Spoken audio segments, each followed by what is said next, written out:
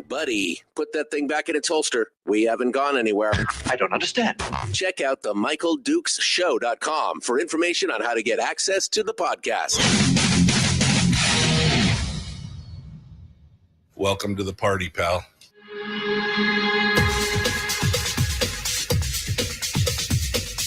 The Michael Dukes Show. The greed and the entitlement is astounding to me.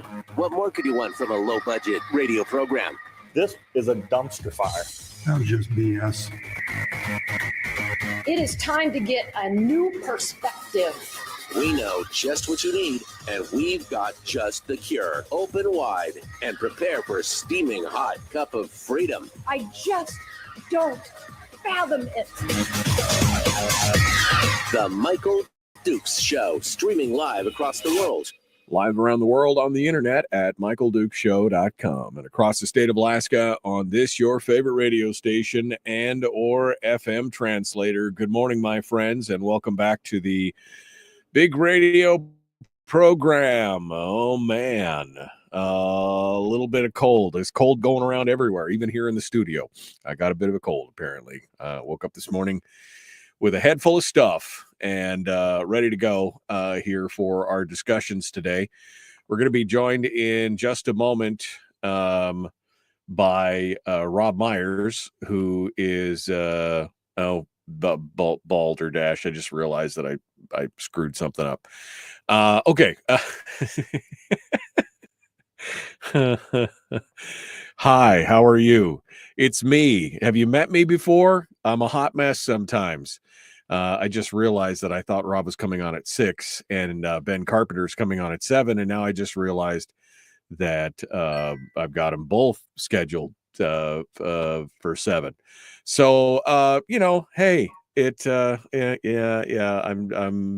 just realizing that I'm not perfect. You know how that is? I'm just realizing that. I'm just realizing that I have done stuffed up the goose. All right. Well, we're going to be talking with either or maybe both Ben Carpenter and Robb Myers today to discuss all the situations that's going on in the legislature.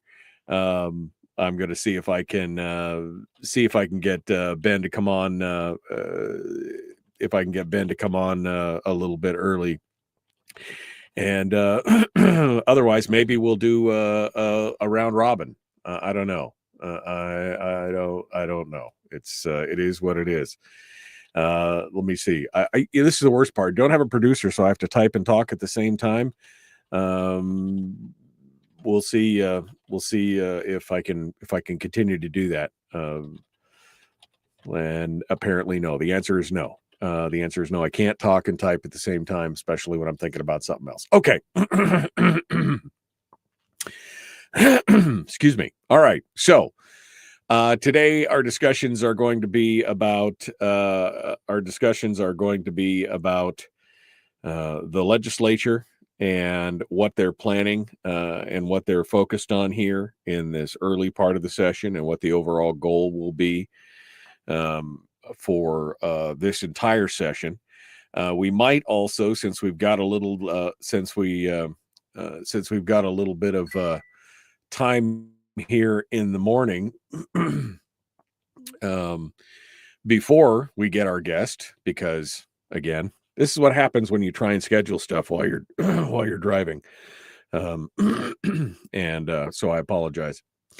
But we will talk a little bit about the complete and total meltdown of, well, I guess everybody in the state of Alaska over this reduction in federal grant funding. Now, yesterday, a judge issued a stay on President Trump's executive action to put a brief halt on grant and federal spending for grants and other what do we call it? Sorry, man, the cold medicine has not kicked in yet. At least then I would have an excuse.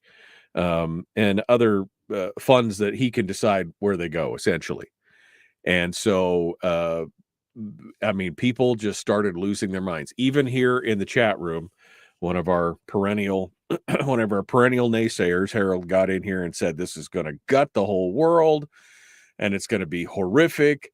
And dogs and cats living together, mass hysteria. The world is going to end. That was kind of, and that was kind of a a mild version of what some people were saying out there. I mean, it was pretty horrific. So here we go. We're watching what's happening, and we're taking a look at it, and we're like, okay, a federal judge has stayed that for until Monday. So nothing is happening now until Monday, and I'm sure that they're going to be working hard behind the scenes around the country to try and put some kind of permanent stay on this. Now, here's my first question, and this is the same question that I have asked in the past when it comes to federal shutdowns, because this is the same kind of argument that we're seeing when it comes to Congress doesn't do its job. The federal government will shut down. The pain, the Murgatroyd. Right? I mean, it's a whole thing. If we have become so dependent on the federal government for everything that we do, for every aspect of our daily life, as some of these people are saying, then if this is what we're going to, then we've got a federal government that's too large. In fact, I heard a statistic yesterday. There was some discussion on impact of it was a discussion on the impact of illegal workers and some other things, but it had an interesting statistic, and it talked about in the 1900s, early 1900s, when we still had a large immigration push in this country, and the late 1800s, early 1900s, the federal government's spending made up about 3% of GDP overall. And so there wasn't a welfare state. There wasn't a lot of things, because they were trying to compare immigration from then till now.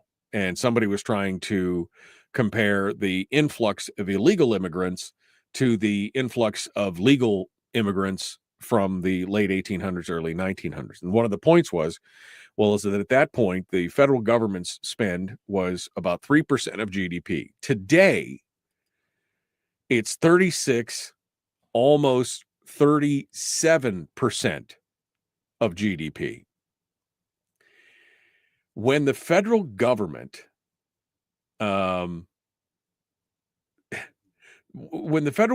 is so large that it accounts for 1/3 of your overall spending, you've got a problem. You have a problem. When a state like the state of Alaska has become so dependent, slavishly so dependent on the federal government, that every aspect of the state is called into question, we have a problem. We have a dollars and cents problem. And I've said this many, many times. We are, and I used to say we were becoming a dependency state. We are a dependency state. Article in the ADN from Michelle Theriot Boots talking about the freak outery that's going on around the state of Alaska. The headline reads, "Catastrophic for a state like ours." Catastrophic. That's the kind of words they're using. One of the most interesting sentences, and it's a standalone sentence all by itself, because again, when I first started looking at this, okay, I'm like, all right, so it's grants and federal funds and for nonprofits and everything else, but I mean, it's just, and it's temporary. So how, well, even I didn't understand. The nonprofit sector in the state of Alaska is one of the largest industries in this, when you have nonprofits as an industry, those are two words that you never thought you'd slap together in a sentence. Nonprofits and industries. The nonprofit sector employs 35,302 people in the state directly. That's just the direct employment, making it one of the largest industries in the state. I'm sure if you tacked on all the people who are getting paid indirectly through contracts or anything else, it probably is the largest industry in the state. And then there's another gem in here. It says in 2023, about $32 billion in federal funding went to Alaska recipients. That's according to Foraker Group, which is a nonprofit association. The largest share of that $32 billion goes to the state and local governments and private companies. Now, nonprofits only receive about 2% of it, which is about just over $579 million, over $500 million. But $32 billion in funding, the state's GDP is about $65 billion. So half of the state's GDP is funded by federal grants and that kind of, I mean, assuredly nothing could go wrong with that, right? Absolutely nothing. And then remember the statistic we were talking about with Brad Keithley here a couple of weeks ago, where we were talking about how much of a deficit spend it is. And, the federal government, which we cry about and complain about all the time, their deficit spend is somewhere in the mid-20s, right? 20 percentiles.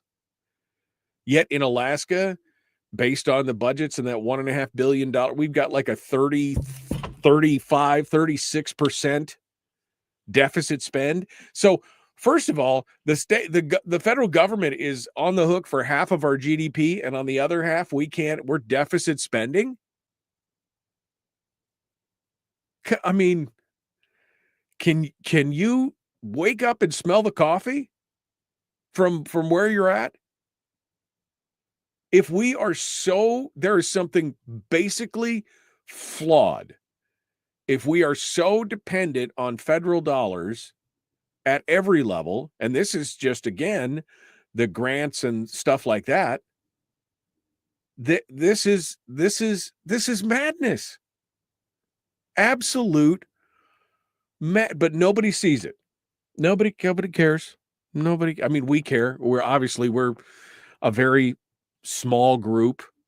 This show is not, mainstream. Not everybody in the state of Alaska is listening to my ranting. But I mean, we've been seeing it, and I've been warning about it for years, but it just keeps getting worse. And yet here we go.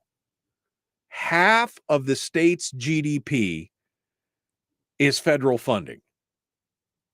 The largest employers, the largest industries in the state is the nonprofit industry. Might that be because you've created such a dependency state that you've got to have more and more nonprofits to take care of the dependency state?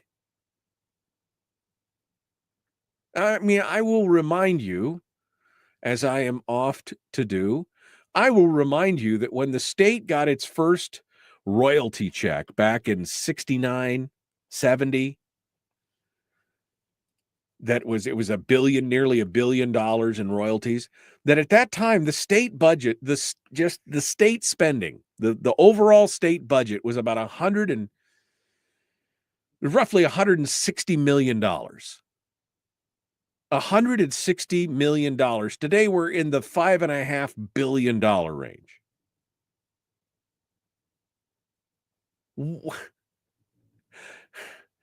And again, it doesn't account for all the federal spending. The federal spending is another half of that. It's another $6 or $7 or $8 billion, about $13 billion.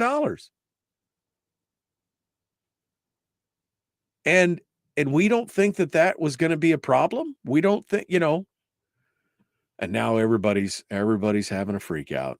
Everybody's having a freak out. Now, again, the judge has put a stay in until Monday. We'll see.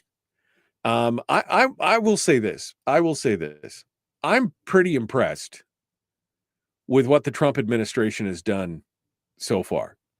I mean, again, you all know that I have my concerns about the president and I have everything else, but I think that this guy has been sitting around for the last 4 years being really pissed off about seeing whatever legacy he'd put up get torn down, being besmirched, being shot at, being prosecuted.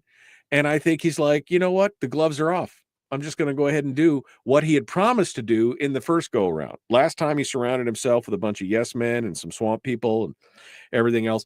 But I think that he just spent the last 4 years being agitated by this, and he is moving so fast on so many things that the media doesn't even have a chance to try and spin it. I mean, that whole Columbia thing, I mean, it was over in a couple hours. The news media didn't even have time to gen up its outrage yet before it had moved on to another story. But here we are. And, we'll get into this in the next segment because I think Ben Carpenter is going to try and join us a little early here. But what are we holding the money back from? There's a few things that I heard yesterday that made me go, what? What are we doing? All right, we got to go. The Michael Duke Show, common sense, liberty-based, free-thinking radio. We'll be back with more in just a moment. Don't go anywhere. Hoping to hear from Ben Carpenter here in just a few minutes.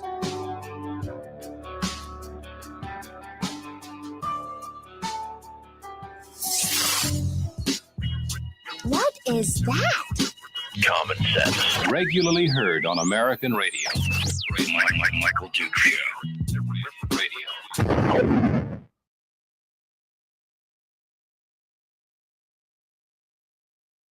Okay, everybody went to break. We're all good here.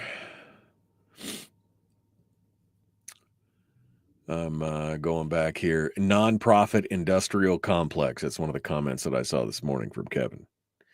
That's kind of it, right? I mean, when they've created an industry, they create the industry where it's the yeah, money is one hell of a drug.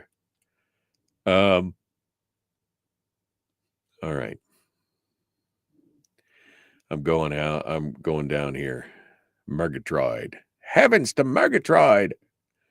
Murgatroyd? Hemorrhoids to Murgatroyd? What? The what?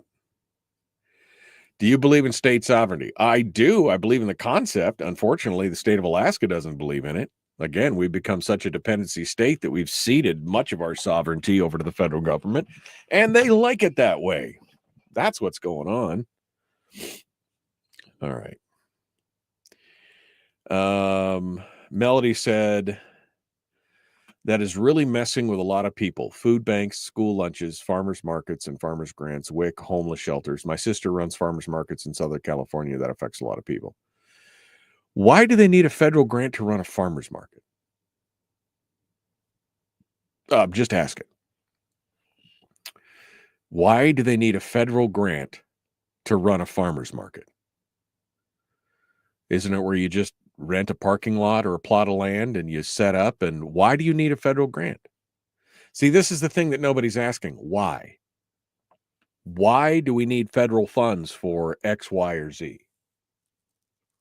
That's the $1 million question.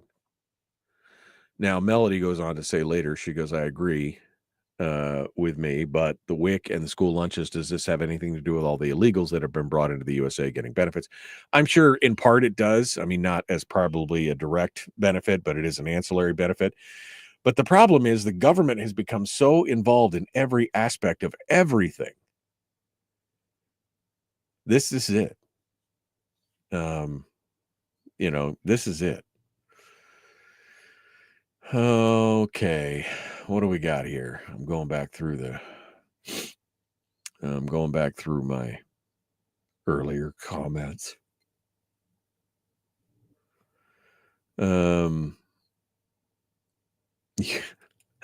Chris said, you went hard on unnamed legislators that would not come on the show the other day. No way you can bump Robb. No, I don't want to bump Robb. I actually, here I was fat, dumb, and happy thinking, okay, great. We've got a guest in each hour. It'll be good. We'll have a great conversation. It'll be easy peasy.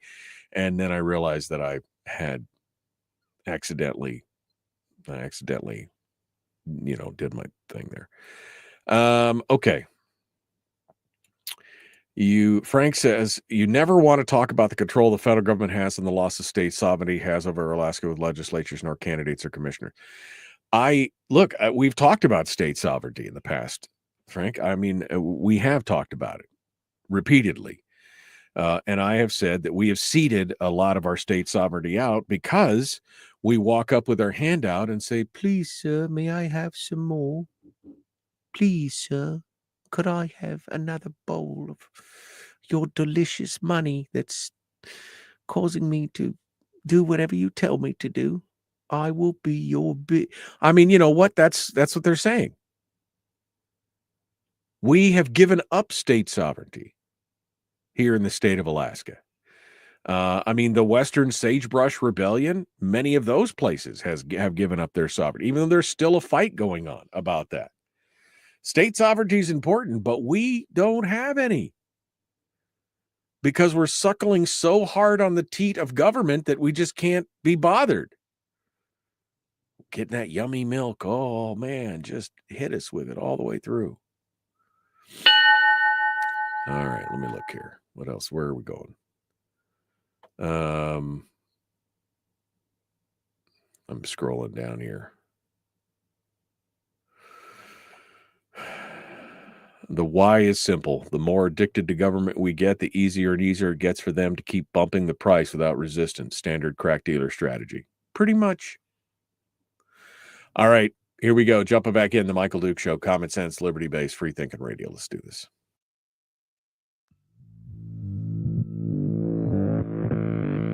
Public enema number one. Oh, wait, sorry. Enemy. Public enemy number one, which makes more sense. On the other hand, he's a little bit of a pain in the Michael Duke Show. All right. We're continuing ahead. Good morning. Good morning, my friends. Thanks for coming in and joining us. We're talking about this federal freeze and the effect on Alaska. Because it is, again, it was going to have a big effect on Alaska yesterday. Was having a conversation offline with one of our favorite people here in the chat room, and this is the commentary. Basically, and in reality, you're shuttering the federal component of the Alaska economy. Alaska's welfare office is about to receive thousands of new dependents. Just can't stress how bad this is going to be. This is an immediate crash of Alaska's economy. The next month will be nasty. This is it. I mean, we're, basically this is going to be a huge thing. I pointed out this is just for grants and assistance and not for regular payroll, but he also pointed out that thousands of payroll programs are tied to that. The majority of federal dollars to any state is through the ASAP grant program that was just suspended. And so, again, doom and gloom. These are all the things that are going on, and this is all that's happening. But I let me make my point one more time, just for those of you in the back. If we are so dependent on the federal government and on federal spending for living in Alaska, this is a larger overarching problem. This is the same argument that I made, again, when we were facing these government shutdowns, right? Remember the government shutdowns where, they wanted to put up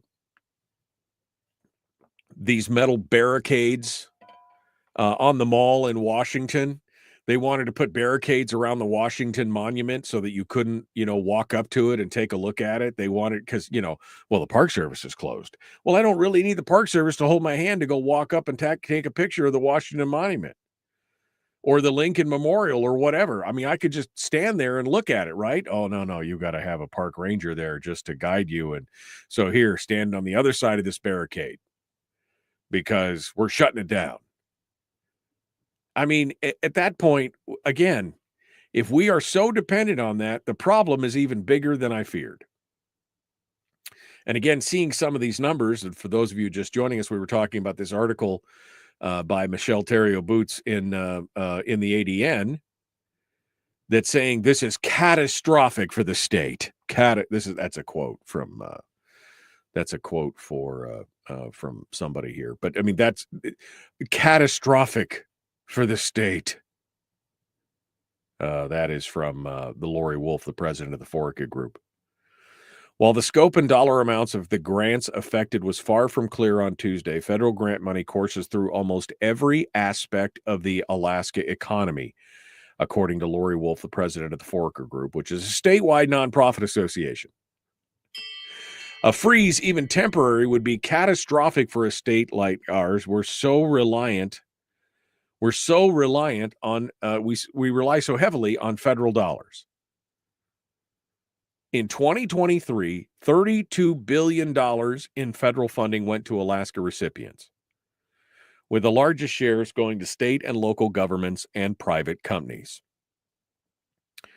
Nonprofits, which we'll get to in a second, nonprofits received about $579 billion, or 2% of the overall money that got dumped in the state. In Alaska, federal grants pay for everything from salaries of homeless outreach workers to airport, harbor, port construction and improvements, to operating shelters for domestic violence victims, to preschool programs, to tribal healthcare entities. I mean, it's everywhere. It's just a never-ending stream of money that they've stolen from somebody else to give to us. The nonprofit sector employs 35,302 people directly in Alaska. That's not indirect. That's just the direct employment. If you counted the indirect, I'm sure it would be probably the largest industry in the state. Folks, this is a wake-up call. This is just grants. This is not overall federal spending, okay? This is not overall federal spending. This is just grants from the ASAP program and everything.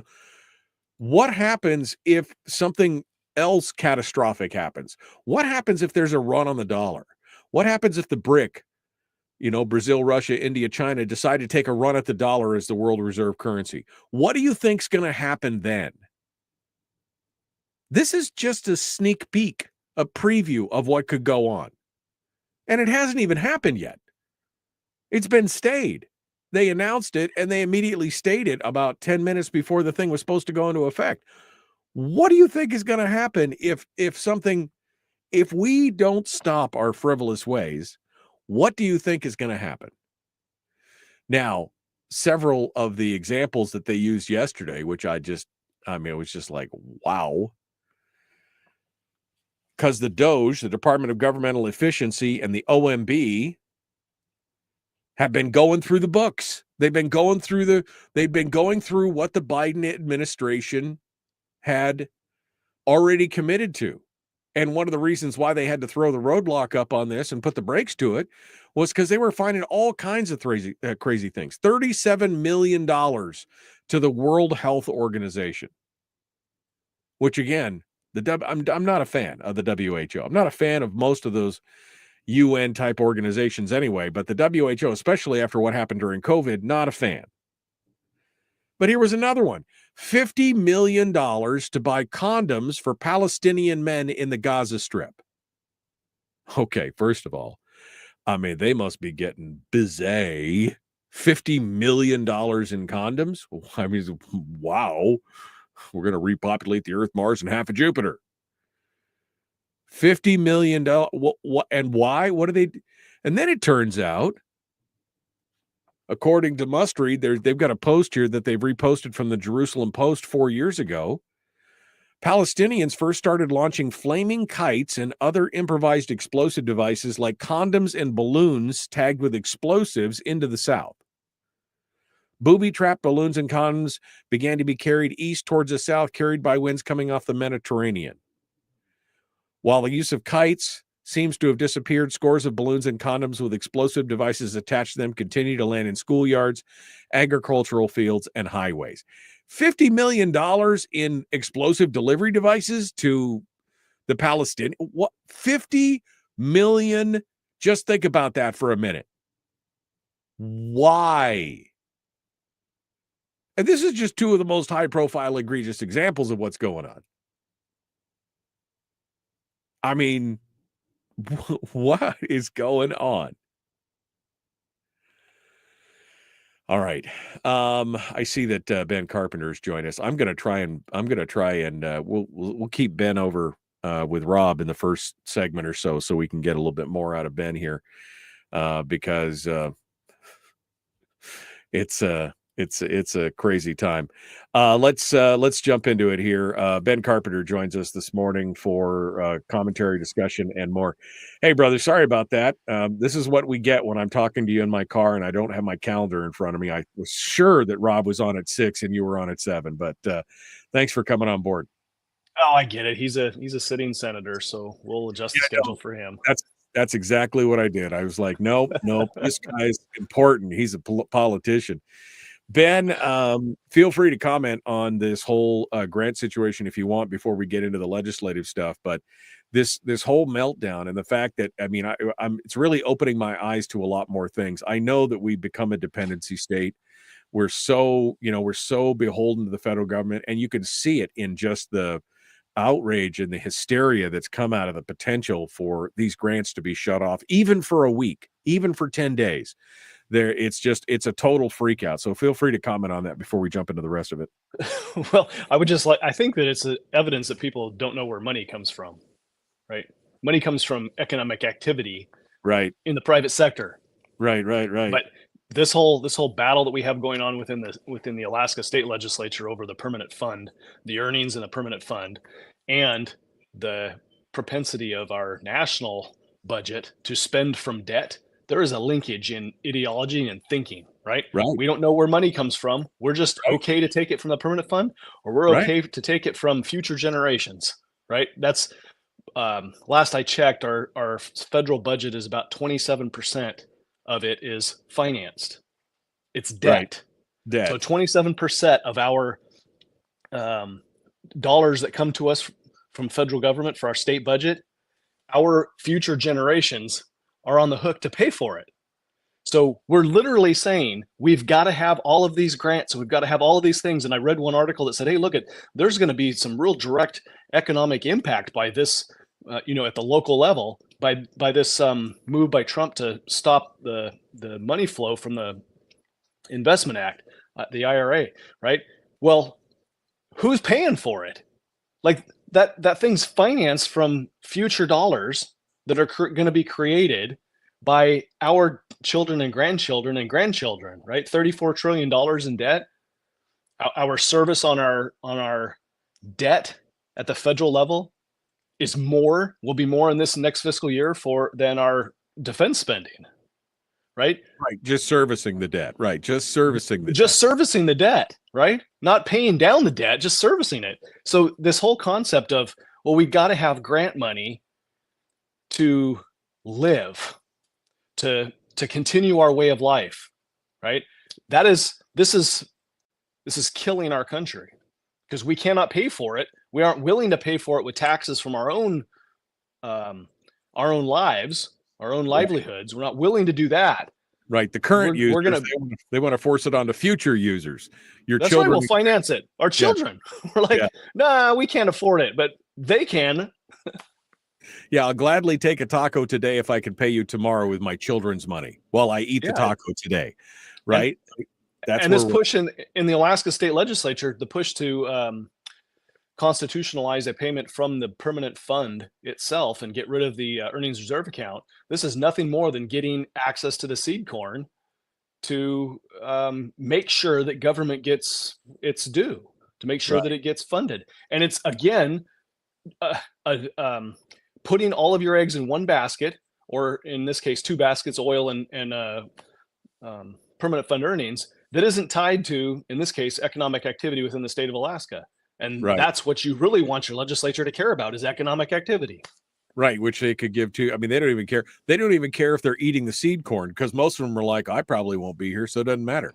As long as I get my program today, I'll pay you tomorrow with future money that I don't have to worry about. That's what it's all about. If they're even thinking that far ahead. Yeah, yeah.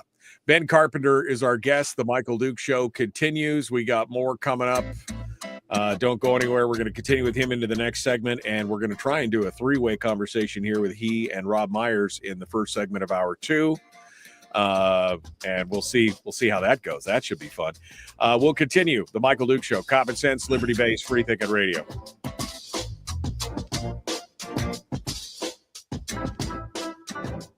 If you missed the show, you can listen to it on your time with Dukes on Demand. Oh, and it's free. Like America used to be. Streaming live every weekday morning on Facebook Live and MichaelDukesShow.com. All right, Ben Carpenter is our guest here, ready to go, getting things ready. I got to say, Ben, you look a lot more relaxed and happy than the last time I talked to you. It must be, in some ways, in some ways, it must be a bit of a load off. Like, whew, man, now it's somebody else. That's the pressure. That's the pressure of a text message. Is, hey, you got 5 minutes to get on the show. Oh, okay. That's it. No, you look so relaxed. It's I didn't, just so you folks know, I didn't tell him you got 5 minutes. I asked him if he could come on early. Please don't paint me as a badder guy that I am, screwing stuff up in the middle of the night. Yeah, I mean, this is and it's got to be a little freeing now to be able to actually speak your mind without fear of offending somebody's delicate feelings and having reprisals and everything else. I mean, now you can kind of lay it out as you really see it. Well, not if my future still includes service in some way.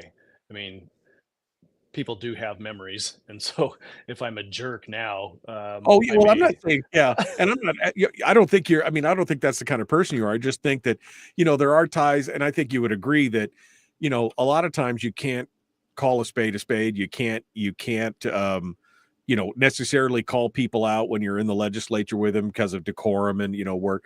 But now at least you can be kind. You don't have to be ugly about it, but you can be blunt and say, this is the problem, and here are some of the people that are helping to perpetuate it or creating it or facilitating it, and without being ugly about it. I mean, yeah, well, it happens. Maybe a little bit, but I'll be honest. I kind of feel like I'm the same person now that I was in the legislature. I mean, it wasn't that I was pulling punches and not asking tough questions of everybody or pointing out the obvious to everybody, including my own caucus and others, while I was in the legislature. So I really don't feel like I'm going to operate any differently than I did while I had an official title. But the truth is, we're going to deal with our financial structural imbalance one way or the other. Well, that's true. Yeah, that's what I've said for years. I said, look, you're going to have to face this eventually. Either you're going to grab the brakes and pull it to a screeching stop, inches before the precipice because the bridge is out, or you're just going to pour the coal to it and say, here, hold my beer, watch it. We'll make it across this gap as you did that. And that seems to be the current trend for the last 15, 20 years is, hey, hold my beer, just keep throwing the coal into that box and crack the throttle wide open. We'll leap the gap. Don't worry about it. It's going to come crashing down at some point. I watched the State of the State speech last night, and I was pleasantly surprised and did a little bit of looking on my own. Governor Dunleavy had said that we had a population increase, and I thought, that's strange. That's not what I have normally heard or knew to understand to be true. And it is true. We have had a population increase in the last couple of years, but it's not in the population that is actually working and producing in the state of Alaska. It is in 65 plus age group.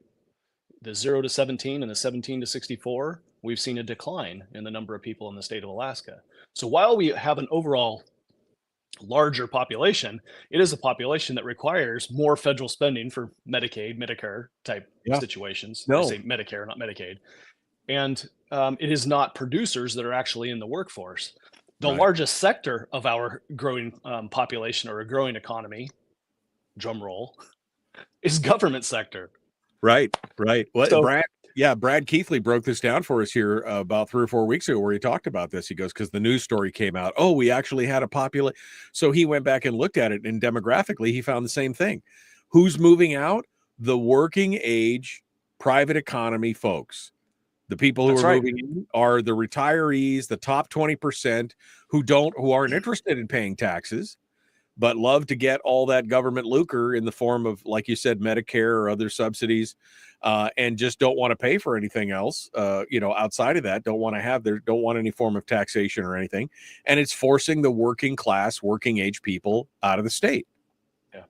Government and those who rely on government are taking care of themselves at the federal level and at the state level. That is what our local argument over permanent fund earnings boils down to.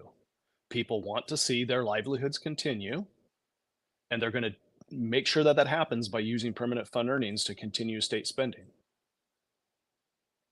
And that's, of course, a self-licking ice cream cone, because once that permanent fund is gone, then what do? Well, you either have to implement taxes, some form of taxation, or something else, or, as you pointed out earlier, you could always combine the earnings reserve and the corpus of the fund itself, and then have the ability to draw from the corpus of the fund, which again is also a self-licking ice cream cone, because now you're eating the seed corn for what's going on. It's crazy stuff. All right. Ben Carpenter is our guest.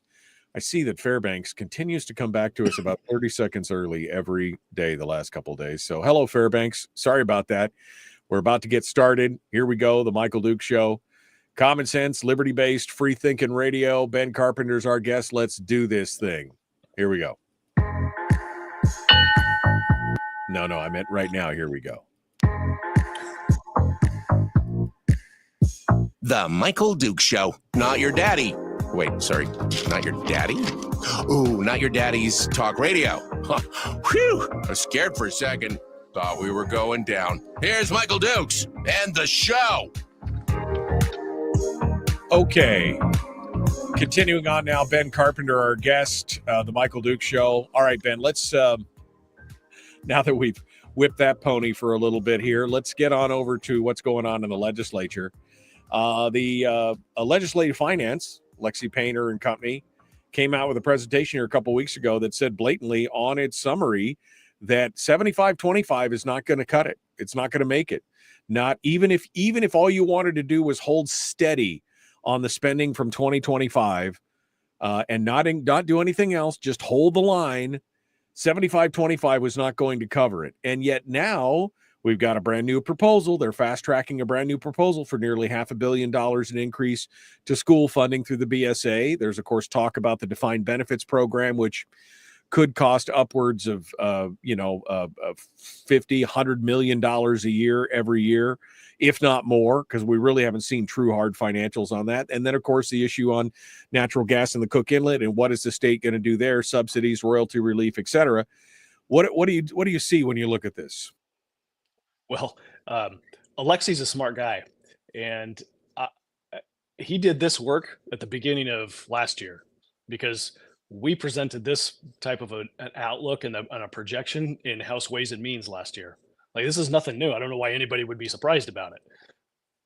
The 25-75 and the 25-75 split of the permanent fund earnings and the propensity for growing government and the demand for additional spending in key areas like education is going to, like, those are two trains heading towards each other, and there's no off ramp.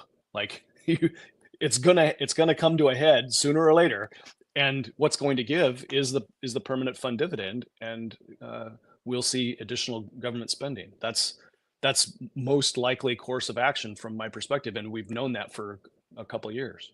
I think this is why you've got unions and others in the public sector that are clamoring so hard for additional spending, is because they know that this chunk of change that's sitting out there that gets spent on dividends is going to go away, and they need to get their portion of it before it goes away, before it's claimed and earmarked for other things.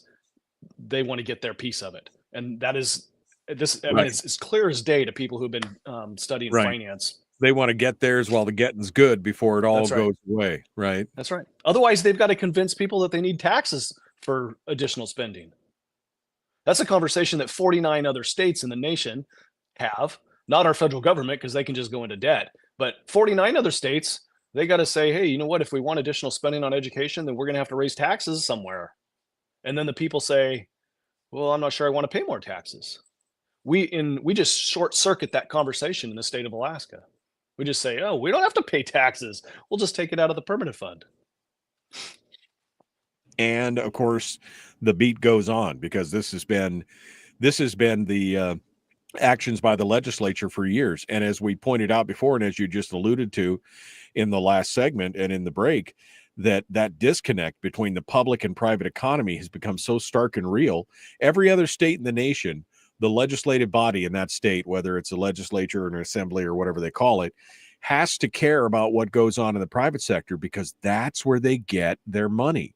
They have to care about the private sector and make sure that it's as robust as possible because that's where they're drawing their pay and their funding from. In the state of Alaska, it's so disconnected that it just don't matter. Don't give no never mind, right? Oh, public economies or private economies doing good or bad. I don't really care. As long as the public economy is doing well, as long as the employees are taken care of and we got new monies for whatever it is, we're fat, dumb, and happy. And it'll continue on. And it'll continue on until it doesn't. Then what happens? We are placing our hope right now in growth in the oil sector. And it might be a fairly good bet. We can point to history and it shows that from time to time, we have some major booms and oil has saved the day, provided enough revenue through taxes to pay for all of the desires of our state spending. We even were able to squirrel some money away into our CBR, Constitutional Budget Reserve, many years ago, right? So, but hope's not a plan, right? We know that oil revenue is volatile. We might have 4 years now under the Trump regime of positive developments and positive growth in the oil industry. But what happens after that, right? Do we get another pro-Alaskan oil and gas development president and regime in Washington, D.C., or do we get more of what we've had for the last 8 years? 4 years of Biden, I should say, and then the 8 years of Obama. So it's clear to me that we're short-sighted and it's a vision problem because not enough Alaskans look at private sector economic growth as possible, right? There's some significant challenges that we have. Yes, energy being one of them, and we're trying to rectify that, but it's a vision problem. We don't see ourselves as either wanting to grow economically. We've got oil and gas, we got taps. Why don't we have a petrochemical industry in the state where we're actually producing something with our oil that's coming from taps? Add-on industry. Value-added products, right? Why aren't we doing that? Well, it's a vision problem. It's a cost problem. It's a labor problem. I mean, there's a lot of inputs here that cause things to not pencil out economically. But what are we doing to solve that, right? So the legislature isn't focused on that type of economic growth. It's focused on growing government, on taking care of. So you're looking at people going to the legislature and saying, I'm not socialist, but I'm going to support socialist policies. We're going to put all of our eggs in the oil basket and the permanent fund earnings basket, and then wonder why we don't have more jobs and economic growth in the rest of the state. Well, it's because part of your thinking here is promote government spending, and that permanent fund earnings thing that would go out and help small business, help agriculture, help your entrepreneurs. Well, we're not going to give that to you. We're just going to give it to government. We're going to make sure government gets their own. Right. We're not going to infuse cash into our private economy. Right. When they talk about employment problems, they're really not talking about employment problems in the private sector. They're talking about employment problems in the government sector. As long as those people are good and we can retain those people and those people don't leave, that's fine. Everything else, though, is it's an afterthought if it's thought of at all. And you mentioned the oil boom, and I keep remembering that old bumper sticker that we used to see after the pipeline that said, God, please grant us another oil boom. We promise not to piss this one away, because that's where we're at. I mean, we're like those. I often think when we talk about things like this, I think about that scene from Pirates of the Caribbean where they have to flip the boat over. So they run back from one side of the boat to the other until they roll the boat over, because that's where we're at. We're at feast or famine. Oh my God, we're over here. Oh no, we're over here. Oh no, we're over here. Nobody is thinking about, well, maybe we should, be stable. We should put this money away. We should live within our means so that when the good times are here, we put money away. When the bad times are here, we can live off of what we put away during the good times instead of just spending it. I mean, you're right. In the early 2000s, we put, almost $20 billion in the CBR because things were, riding high, 2005, 6, and then even into 7 and 8, even though we were having a hard time, oil was still going crazy. They were still putting money away. But then in the next 10 years, we spent $14 billion, $16 billion out of that CBR. We just spent it all. There was no fiscal discipline and has not been any fiscal discipline. You got about 2 minutes here, Ben, to finish up your thoughts for this hour. Yeah, that's a good example. The absence of that cash in the CBR is the example that when times are good, we spend and grow our government, our demands, our things that we think we want to the scale of the revenue at that time. And then when the revenue's no longer there because it's volatile source, then we're in a pickle. We're like, okay, now what? So it's not a stable system. We're going to replace that oil to a certain extent with permanent fund earnings. And right now, we actually are limited to spending just the earnings. If you have more earnings one year, then it's similar to having more oil one year. If you have less earnings one year, it's similar to a decline in the price of oil, and less revenue from oil. What we're talking about now is getting rid of the earnings reserve account and just drawing from the permanent fund to pay for state government. That means if you've got earnings great one year, then good, you're paying for state government from earnings. But if earnings are bad one year, you're going to be paying for state government. There's not going to be a PFD, by the way. You'll be paying for state government out of the seed corn of the corpus. Some people are okay with that. I think most Alaskans are probably not okay with that. Right. No, you'll draw it down and then there won't be anything. And then once that's gone, then what'll happen? I mean, and you're like, well, it's $70 billion. Yeah. Well, that won't last long. We went through 14 billion in like 4 or 5 years. So it's not going to last long for sure. Ben Carpenter is our guest. Coming up next, we're going to include Robb Myers in this discussion. We'll be back. The Michael Duke Show, Common Sense Radio.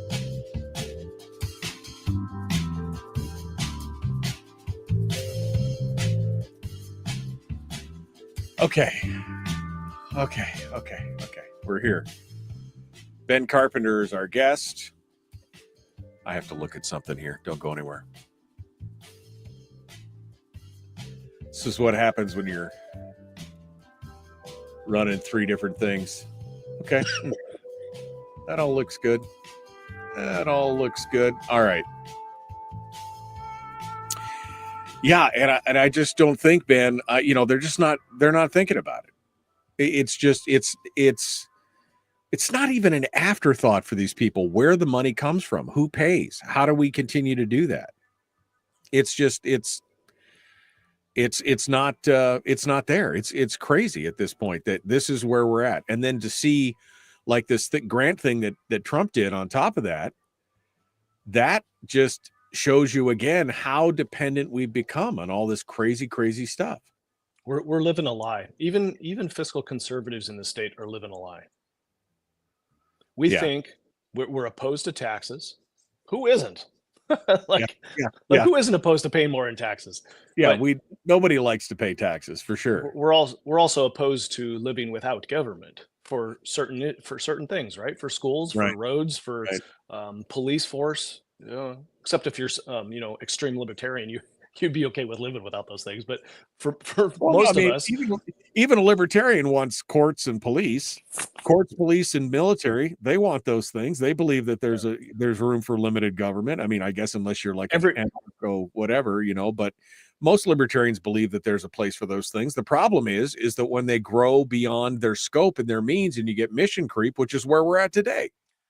yeah, that is the thing. The thing that every state, every population that has a government has to deal with on an annual basis. You can't create. There is no way to create a process where it just takes care of itself and you don't have to participate and struggle every year to keep that government tamped down. It's the nature of bureaucracy to grow and to protect itself, and it's the nature of socialists to try to grow and have the government take care of them, right? So from a conservative perspective, or from a fiscal conservative perspective, to say, well, we don't have the solutions that we're going to have can't include any sort of taxation, right? For the state budget, we don't pay taxes. We don't pay income taxes or sales taxes. We're relying on industry to pay taxes. At the end result is the consumer actually ends up paying taxes. So whoever the oil industry is selling their oil to, they're the ones that are actually paying our taxes, which is a good thing if we're exporting our oil. But so the point though is the structural imbalance that we have and the government growth that we're experiencing is because the electorate is disconnected largely from the cost of growing that government. So why do I care if I don't have $1,000 PFD every year? Well, Right. Those who have got good jobs, it doesn't really care. I can see it go away. If it means that I'm not going to have to pay taxes, then great. But the byproduct of that is a government that's going to demand taxes in the future when that Right. permanent fund earnings runs out. And never, at that point, you're like, you've already created it. right. And never looking at the unintended consequences of the impact of a PFD in the economy, like you talked about, entrepreneurs creating more jobs, buying things, buying power, investing in stuff, all those things, ignoring all of those things as well. Ben Carpenter is our guest. I see that Senator Robb Myers is now in the green room. Let's bring him on board here and say good morning to him. Good morning, sir. How are you? Hey, morning, Michael.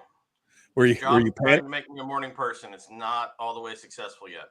I know. I mean, did I panic you when I was like, oh man, now I'm going to ask Robb to come on early? And Ben says it's only because you're a sitting legislator that I asked him instead of you.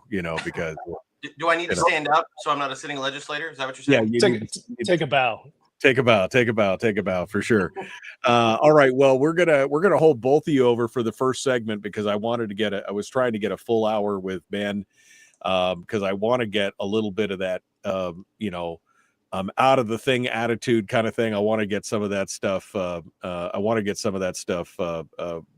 Go through. Robb, I see your message here. We're going to remind people that the public testimony on education funding is today. And let me highlight and copy and paste this.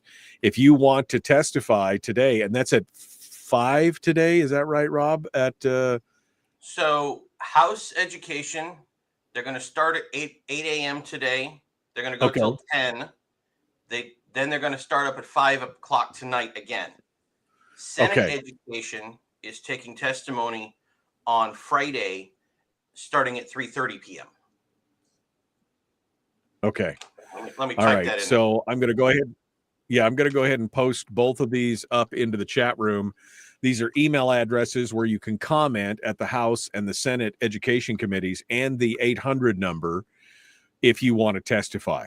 So not that I think that they're going to be listening to you, but, because we've seen how that's gone so far on the thing. Robb, we'll go ahead and we'll get started with you here when we come back onto the radio, and then we'll get Ben's commentary on your commentary as well for at least that first segment. And we're going to tackle the education component first. And so this is now Ben feels totally free. He can just rip up anything you say, right, Ben? That's where you're at. I still want to be friends with this guy. Yeah, I know. Well, and I think I said it in the description, you guys are probably two of the most conservative, especially fiscally conservative legislators who've been in the state legislature. And you've you've addressed a lot of these issues. You the guys are the ones that have talked about that public and private divide in the economies and everything else. So this ought to be a good discussion. So you guys hold the line. I'm going to pull you both back into the green room right now as I get ready to go.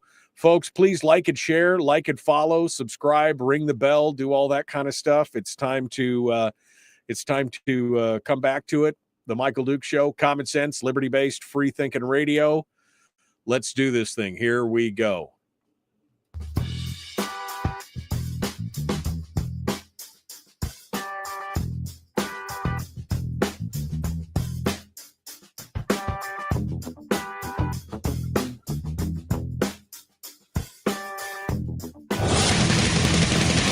Whoa, buddy. Put that thing back in its holster. We haven't gone anywhere. I don't understand. Check out the MichaelDukesShow.com for information on how to get access to the podcast. Welcome to the party, pal.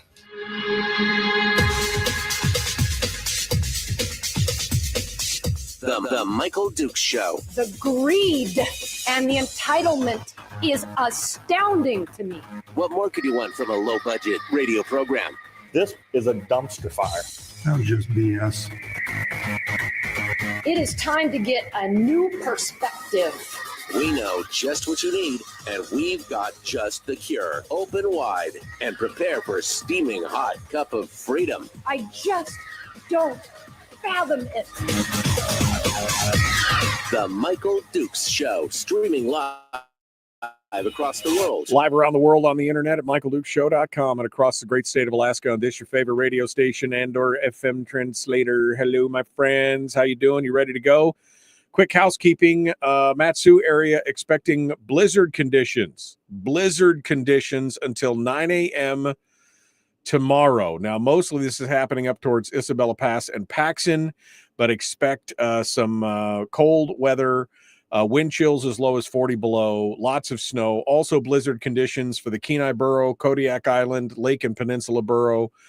Accumulation of 4 to 9 inches, winds gusting up to 40 miles an hour, and more. So Bristol Bay, all you guys, it's going to be this is going to be a rough couple days for you guys. So just in case you were wondering, spring is not sprung. It's time to go. All right. Joining us this morning, we're continuing our discussion. We were just talking with Representative Ben Carpenter, former Representative Ben Carpenter, who's come on to try and talk with us a little bit about the federal freeze on grant spending, the habits of the legislature, and more. We're also joined this morning by Senator Robb Myers, who comes on to talk with us about those things as well. So we got a little bit of a three-way round robin here.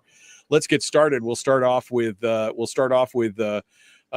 Myers, who I know wants to talk a little bit about the big elephant in the room, which is the education component. $460-something million in proposed increase in education spending by Rebecca Himschoot. And that, of course, is being echoed across the aisle in the Senate as well. Robb, tell us a little bit about your thoughts on this. I mean, what's going to happen? We're changing it in the formula. Why are we doing it in the formula? Is that the best way to do it? Can we afford to do it? Who pays? Hit me with all of it, and then we'll get Ben's thoughts on it as well. Yeah. So, Michael, to start off with that $400-something million increase, keep in mind that's only year one. With that bill that's out right now, it actually goes through year 3. There's 2 more increases along the way, 2 of which are already straight dollar figures baked in, and then there's a third, and there's also an inflation factor packed in as well. So it's going to go up more than just the dollar figure that's the straight dollar figure that's in the bill. So by the time you get to the end of it, you're looking at more like $600 to $700 million extra a year. So that's gonna be big, and so who pays is of course a large part of that. My questions with this is is the goal here to fund a system, or is the goal to educate kids?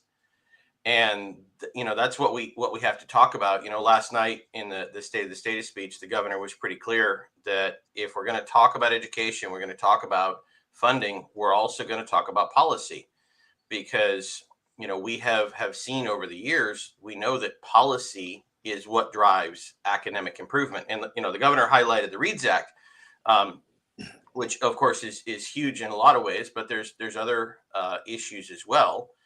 I think a little bit later I want to get into how our funding actually and our funding formula and things like that encourage us to spend money in ways that don't help our kids. But that's these are the sorts of things that we have to start talking about. There's comments you hear every now and then of, well, if we can't get our funding, then eventually we're going to sue, because the state constitution says that it's the responsibility of the legislature to establish and maintain a system of public schools. That is true. However, there was a court case in 2007 called Moore v. State of Alaska. And in it, the Superior Court judge at the time, who is now actually a federal judge, she made an interesting comment in there. And she said, okay, yeah, funding is part of it, but your standards and your achievements are also part of it. Because while you can't expect every student to achieve perfectly every time, if you have your students by and large failing, then that is also saying that we are not establishing and maintaining public schools. And so we have to be talking about this policy stuff, because it's not just about funding. It's also about performance. And if we don't take that into account, we're failing our kids, and that opens us up to a lawsuit. Now, here's the question. We already know roughly, who's going to sue if they don't get funding. Who's going to sue if we don't get performance? Until that threat is out there, this argument's going to be a little bit lopsided. So something for us to think about on the conservative side. Right, because the Constitution says we have to maintain an education system, but it doesn't give a funding number. And of course, it's not just about money; it has to be about results, and that's been part of the problem. Ben, your thoughts on this? Because again, the big problem here is that we're in the top 5 in the nation, I think, as far as education spend per pupil, and yet we're in the bottom on the achievement. So, is there a possibility that somebody could step up and say that's also not fulfilling our constitutional mandate? Well, it's a really interesting point that Senator Myers brings up, and I guess I hadn't put the two opposing but equally important concepts together: sue for money or sue for results, right?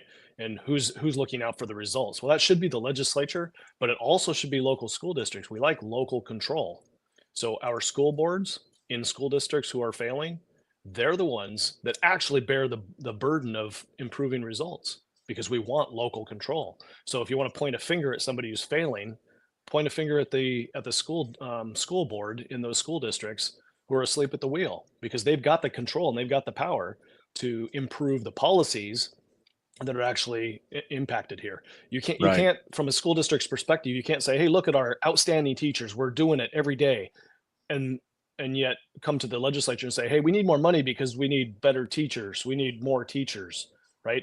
So I guess you can try to say that, but at some point in time, you're like, the teachers we have are not adequate, and therefore that's part of the results, and we need more money to be able to hire better teachers. The argument is kind of circular. I also want to point out that this goes into the way we do things is bakes in a way to waste money. We're having a conversation over the BSA, the base student allocation, right? It is just a formula that was established to provide predictability to funding at the district level, right? It doesn't say anything about results or policies or anything like that in the BSA. So to think that the legislature is going to just naturally include results in that conversation is nonsense. Like it's not part of the system that was built. Now, what we should be pointing out is student enrollment was baked into the BSA. Average daily membership matters to the BSA. So if you've got a school district like Kenai Peninsula Borough School District who has students who are, it's a declining population who are actually attending the school district, then you ought to be asking the question, are they actually hurting for money? Like, are they hurting for money because the BSA isn't correct, or is the BSA correct? They're just the BSA is just giving them less money because they've got less students. Right. Are So they having to increase live your increase your student population, meaning get more competitive and lure, provide a reason or a value that parents recognize, and they bring their kids back to the school district, and then the BSA funds the school district appropriately because you've got students there. You're basically saying at the state budget level, we recognize that the policies that the school boards are putting in place and that the administration is running is running parents and students out of the school, and we're just going to keep funding that. Right. I'm hearing two things here. One, it seems like utilizing the BSA as the funding mechanism where you increase it may not be the best choice here. That's what I'm hearing from you in that regard. Rob, you're nodding, and so I'm assuming you can comment on this in a second. But the second thing that you said is, this is on the local school districts. Well, then shouldn't it also be if the local school districts refuse to produce the desired results, if they're not doing the things that are necessary, isn't it then incumbent on the legislature to put those standards in place? Ben, quickly. Yeah, this is a double-edged sword. This is why I voted against the Reads Act, is because I think that the pressure ultimately needs to come at the local level. I don't really want to see a state that's completely in charge of our education system. I want local control of schools. This is fundamentally where I think the control of our schools needs to be. But and this goes back to the taxpayer issue, right? By and large, at the state level, people are not paying taxes for school. We do pay local property tax, and that goes to our schools. So if you're going to have a conversation at the local level that says, hey, we need to pay more in property tax because we need to pay more for our teachers, well, then you're going to have an engaged population at the local level that doesn't want to see their property tax go up. Here, you've got a conversation that we're going to take more of the dividend to pay for education, and people are like, okay, I guess that's what we'll do. But it has no tie to actually fixing the problem. It's just going to spend more on the current problem. Policy change is the problem. That's what needs. Policy change is a solution to the problem. That needs to come from the local level. That needs to come from our school boards solving that problem. Rob, your thoughts on that? I mean, is the BSA the best choice? Should it be totally local control? Should there be accountability baked into any kind of funding? Well, I mean, we've got to work with the school boards in some way, because as the legislature, I mean, we're here 4 months a year, and we can determine overall policy, but we can't deal with day-to-day operations. We're talking about school closures up in Fairbanks, and I think you covered this a few days ago. And naturally, I'm getting emails from parents. Okay, don't close my school. And I go, okay, I can sympathize with that, but I'm not in charge of picking which schools close. I'm not in charge of picking which schools are magnet schools. There's a push to do that with one of the schools up in Fairbanks. I'm not in charge of those things. Now I can provide broad,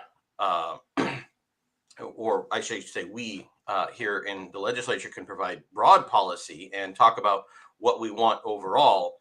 But we can't do the day-to-day operations. The Department of Education can't do day-to-day operations. Now if you really want us to do that, we can do that, and we can abolish the local school boards and move forward. But I don't think that's the solution that people want here. We're going to have to work with the locals and say, all right, guys, here's roughly what we want, and you guys are going to have to implement it. And yes, take local conditions into account. We know that a school in Fairbanks is going to deal with different situations than a school in Kotzebue or a school in Sitka. Right. So we're going to have to take those into account. But broad policy, there's the old saying that, and I think Ben and I differ a little bit on this one. The old saying, he who pays the piper calls the tune. If the legislature is in charge of the majority of the funding, the legislature is going to end up being in charge of the majority of the at least broad policy goals. And Alaska is, as Ben pointed out, Alaska is a little bit different compared to most states in this regard. In Alaska, for every buck of local dollars, it's about $2 of state dollars, roughly. And it varies that vary significantly by school district, of course. Some portions of the state, the unorganized borough don't pay local taxes directly into their schools. Most states around the country, it's closer to the other way around. And so that's a little bit more conducive to local control, even though the states, do tend to do some policy changes. The Reads Right. Act across the states, that was a state level policy goal in the states that Right. have implemented it. Right. Ben Carpenter, Robb Myers, our guest. I'm going to hold Ben over if he's willing for just a little bit more, because there are some other fiscal things, non-fiscal things, non-funding changes that can be. And Ben actually has suggested a good one that I know that Robb has talked about. So we're going to continue here in just a minute. Robb Myers, Ben Carpenter, our guest. The Michael Duke Show continues. Common sense, liberty-based, free-thinking radio. Don't go anywhere. We'll be back with more in just a moment. And we will return right after this.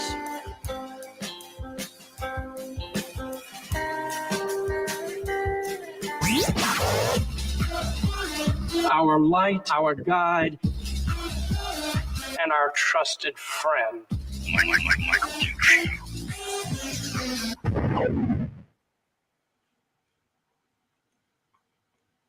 All right. Robb Myers, Ben Carpenter, our guest here on the program. I want to sidebar. Ben, can you stick with us here just for a little bit longer before I kick you to the curb?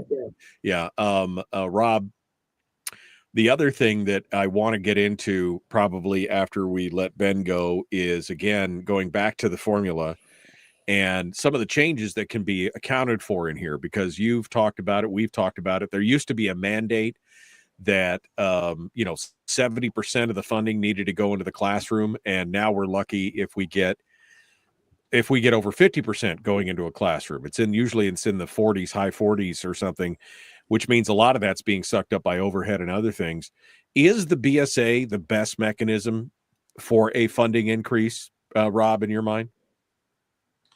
As of right now, the BSA, unfortunately, has some incentives baked into it that encourage districts to spend money in ways that don't benefit students.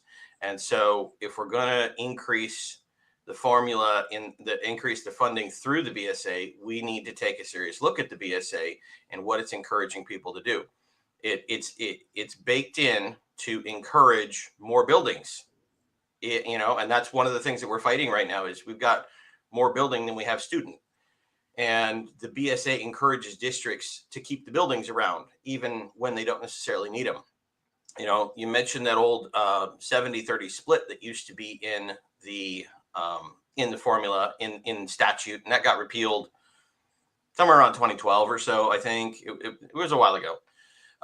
But what people didn't realize is, even though it said in the statute, okay, 70% has to go in the classroom, in regulation, it defined what the classroom meant. And it said, well, the principal of the school qualifies as classroom spending. It says the entire district's IT department qualifies as classroom spending. So, should we go back to that model of 70-30? Possibly. I think that's definitely worth talking about. But if we're going to do that, we got to be a little bit more careful about defining what's the 70 and what's the 30. Right. Administrative overhead and other things, support stuff should not necessarily be in the classroom. Ben, do you agree with that? I mean, is the BSA the best way to fund this? Should it still be one-time funding? I mean, you made the point.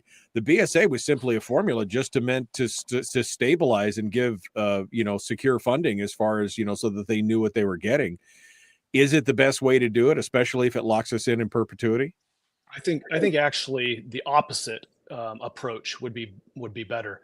Let's have some competition and some justification for the spending that does occur every year. So why don't school districts come to the state every year with a audited books and a plan for how they're going to spend their money?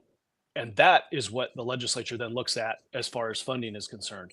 What the BSA is a socialist idea to just pigeonhole money every year and not even look at it, not even look at the results that's happening. We just spend money. Just here's what the numbers say. We're going to allocate that to the districts, and then the districts can do whatever they want. Well, we're finding out the districts aren't making good decisions as far as results are concerned. So turn this around, get rid of the BSA, have a process put in place where each district submits what the correct financials, the necessary financials for the legislature to make a good decision on what actually needs to be spent for each one of the districts. Right? We should be doing that for our REA schools because they don't have any local contribution. We are the school board for the rural schools and the unorganized boroughs. So we should be having that kind of scrutiny for those schools, justify the spending that you're doing. We would expect that of our local school board for organized boroughs. So, but the legislature's not doing that. So scrutinize what your plan is for spending and the results that you're obtaining from that spend for the process of actually figuring out a state budget. Yeah, I mean, that to me that would make a lot of sense. And as we look at this, I'm starting to be concerned that the BSA is not the answer for how to fund this at all, because again, it locks us in, and as you say, it rabbit holes it, and you never think about it again. And especially if you put a connector in it to peg it to inflation, it's going to always be creeping up, and it's going to be a problem. All right, we got to go. The Michael Duke Show, common sense, liberty-based, free thinking radio. I meant right now. Here we go. The Michael Duke Show. Not your daddy. Wait, sorry. Not your daddy? Ooh, not your daddy's talk radio. Huh. Whew. I was scared for a second. Thought we were going down. Here's Michael Dukes and the show. Okay, we're continuing now. Robb Myers and Ben Carpenter are guests. Robb, I know that you have talked about this in the past, that Ben has discussed some non-fiscal things, non-funding changes that could be done inside the schools, including more parental involvement, parental volunteers, creating an academic policy committee similar to what's going on in charter schools. Let's talk about that for a second. We'll get Ben's take on it as well before we let him go. Right. Yeah. So one of the things that we need to be talking about here when it comes to policy changes is, we need to be encouraging things in schools that we already know contribute towards better academic achievement. And one of those is encouraging more parental involvement in schools. So Ben had a piece in a bill last year that was an interesting concept. It said, okay, for every neighborhood brick and mortar school, you will establish an academic policy committee inside of that school. And they're going to monitor student achievement. They're going to monitor the curriculum, things like this. And it's a group of parents, teachers, and the principal all together that work together to put those policies in place and really create that cohesive team and cohesive vision inside of that school. And, I understand a little bit of that. Two of my kids are in a charter school in North Pole. And so a friend of ours is on the policy committee, and she keeps us updated as to what's going on in the school.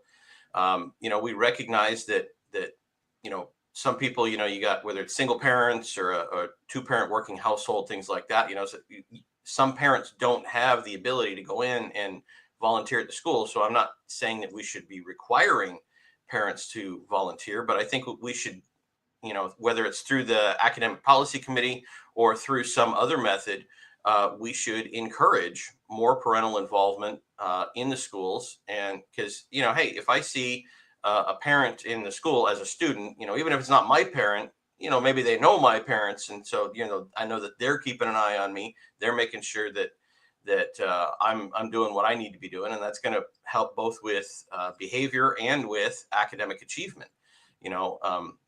These are some of the sorts of things, we've got some things that we were just talking about over the break with changes in the formula that need to be made.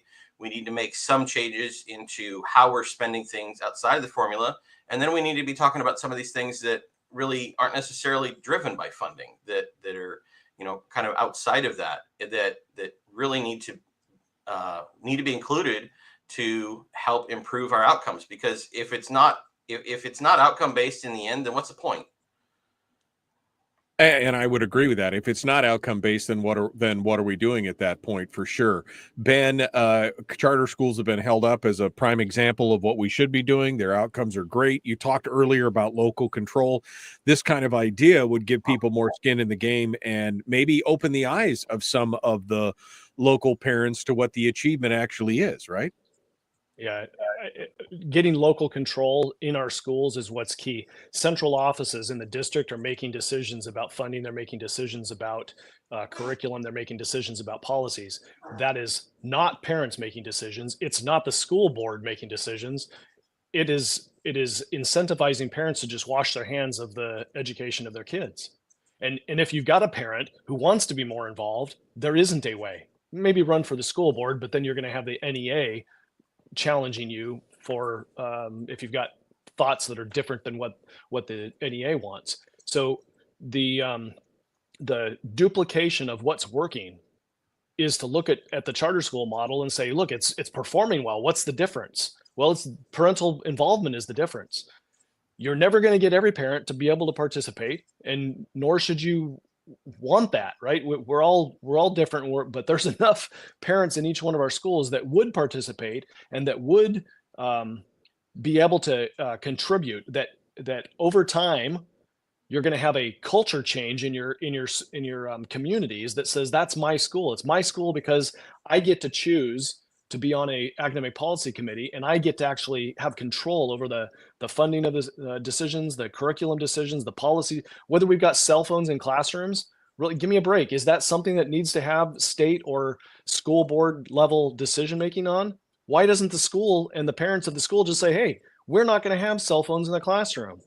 Keep them in the locker or whatever policy you come up with, but we're not going to be distracted by cell phones in the classroom. This is a no-brainer. It's why parents pull their kids out of the school and go to a different option, because the school district is inept. It can't keep up fast enough, and it can't make the decisions that the parents want to see, and so the parents vote with their feet. So get control. And another thing that's just human nature, you can't have responsibility for education without control. So if you want parents to be responsible in the school district, you have to cede control. You have to empower the parents to have control over the results of the school, of the process, if you want parents to want to participate with the process. So make that academic policy committee part of the culture of our schools, and look at the parents. If the results of the policies that they put in place aren't working, well, then it's not the school district's fault. It's not the teacher's fault. It's the parents' fault. Well, that's what you want. You want parents to be involved and making the best decisions for their kids at the local level. Ben Carpenter, former representative here. Thank you so much for coming on board. We're gonna keep having you back on, and we'll give you a full hour next time where we can kind of run free and do what we need to do. I'll make sure that I schedule you at the right time this time. So Ben, thank you for coming on board. Yeah, good to see you. Good to see you, Senator Myers. Thanks so much for being part of it today. All right, back to just me and Robb Myers here this morning. So Robb, you've got ideas here as well. We're talking about how the BSA may not be the best mechanism for this. Before we go any further, though, I do want to remind people that House Education is going to be taking commentary and testimony today at 8 a.m. and 5 p.m., and the Senate is going to be taking in their Education Committee 3:30 p.m. on Friday. And you can you can send emails to Senate Education and to House Education at house.education.gov. Excuse me, houseeducation.akleg.gov and senate.education.akleg.gov. Or you can call the 800 number if you want to testify at 844-586-9085. So those are things that we can participate in. But let's talk about some of the changes. I guess, Robb, if the BSA is not the correct way to fund or increase funding, is there a better way, first of all? And then if not, what are the changes that we should be making to the BSA? Yeah, so kind of the way I've broken it down is you can think about it in three categories. There's changes that we need to talk about in the formula. There are changes to how we spend our money, and some of it might be increased spending, but it's not necessarily having to do with the formula or with what's inside of the formula. And then there's some non-funding changes. We just talked about the academic policy committees as one example. So within the formula, first off, the one that gets my goat the most is the school size factor. It's one of the multipliers in there. And effectively what that does is it says to a district, all right, if you have the same number of students and you put them in 2 little schools or 2 half full schools, we're going to give you more money than if you put them in 1 larger full school. And that causes problems on both ends. It encourages districts to overbuild, and then when we're in the situation where we are now, where student populations are dropping, it encourages them to keep more buildings open and put more money into buildings and less money into teachers and classrooms. So that's one that we need to address. We need to talk about how we calculate our attendance. Right now, the ADM, the average daily membership, is calculated once a year. It's the average of how many students show up at a school for the first 3 weeks of October. Problem with that then is that it encourages districts to say, great, let's get everybody into the school in October. And then after that, we're really not so worried if you show up. You were just talking last week about the proposed teacher contract that they're discussing in Anchorage right now. And one of the things they were talking about is, hey, we want a boost if we have more students in the classroom over a certain figure. I don't remember what the figure was. Right. And so a district can just look at that and go, oh, well, as long as they show up, and they were going to count it monthly. So a district can look at that and go, oh, okay, so that means that as long as it's not October, if fewer students show up, I actually spend less money. I get the same amount of money from the state, but I'm going to spend less money. That's kind of screwed up on the incentive side, especially when we know that one of the biggest factors as to whether or not kids are actually going to learn and achieve is just getting a butt in a seat, just actually showing up. That needs to be something that we encourage. And instead, with our funding formula, we discourage that. We talked a little bit about the old split used to be in law that said 70% had to go in the classrooms. But we were talking over the break that, that they had, even though that had been in law up until roughly 2012, that really was neutered. That provision was neutered in regulation because it defined classroom spending to include things like the school principal. Now, do we need a school principal? Sure. But is that what most people think of when you think of what qualifies as being in the classroom? No, I don't think so. So those are sorts of things we need to talk about when it comes to the formula itself. We can talk about changes to what we're spending. Sarah Vance and Shelley Hughes had the bill out last year, and I think they put it in again this year, although everything's been a little chaotic the first week, so I might be off on that, to allow the school districts and the university to pool their health insurance with the state. And, health insurance is a huge, huge cost for so many districts around the state. And this would allow them to pool with the state, get a little bit of a more volume discount. And actually, what's more important is it would smooth out some of the changes. One of the benefits to having a larger pool is if you have a few people with large claims that tax the insurance company, when you go back around to renew, they don't try to jack your premiums a huge amount. It might go up just a little bit, as opposed to a small pool, they jack your premium, to pay for what they just had to pay out. They jack the premiums up significantly. And Fairbanks just went through that last summer. We need to talk about the teacher retention bonuses that the governor brought up last year. The Fairbanks School District just told me they're very interested in that. Because, hey, how do we make sure that money that we're spending actually gets to the teachers? Well, we pay the teachers directly. We want to show, we keep saying, oh, well, we need to pay our teachers better. We need to pay our teachers better. But going through the BSA has shown that doesn't always happen. So using those retention bonuses, that's one way to make sure we're paying our teachers. Let's see, where was, we keep talking about retirement, and we've talked about the defined benefits and how that's probably not going to pan out on the numbers side. But what we can do that we know does pan out on the numbers side is we can increase the employer contributions to people's DC plans and we can put everybody into SBS. That's the supplemental benefit system. Basically, that's the state's replacement for Social Security, because the school districts and a lot of the municipalities around the state opted out of Social Security back in the 50s, and getting them back in is very, very difficult. But we have set up an alternative to that, and we know the numbers work. We know that's not going to break the bank. You know, one suggestion I've had is, okay, let's reward some people for good performance. If a school is doing well on their test scores or some other performance measure, then let's throw them a little bit extra money that they can put towards extracurriculars. You know, give teachers and students an incentive to do well.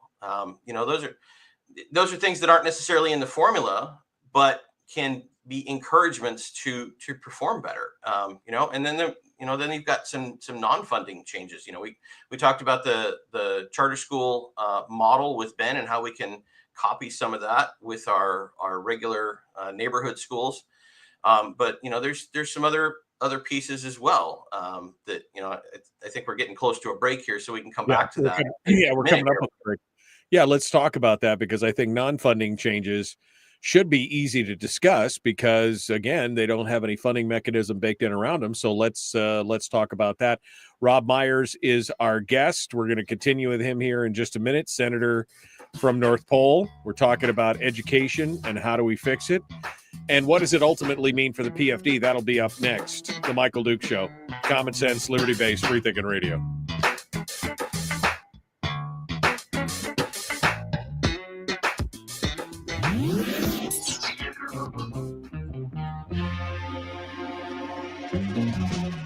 Running on 100% pure beard power. Oh, also some coffee. We dip our beard in coffee. Ha, nice beard. The Michael Duke Show.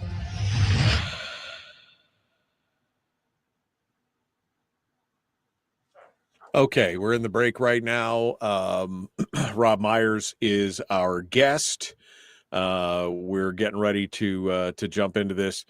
If you had your druthers, Robb, and you could do, you know, whatever you wanted to do as far as this goes, I'm assuming the BSA wouldn't be your weapon of choice. What would be the funding mechanism that you would use? I mean, would it be again back to one-time funding? Would it be something that could be sure, fiscally sure, or you know, what would be your answer if that was the case?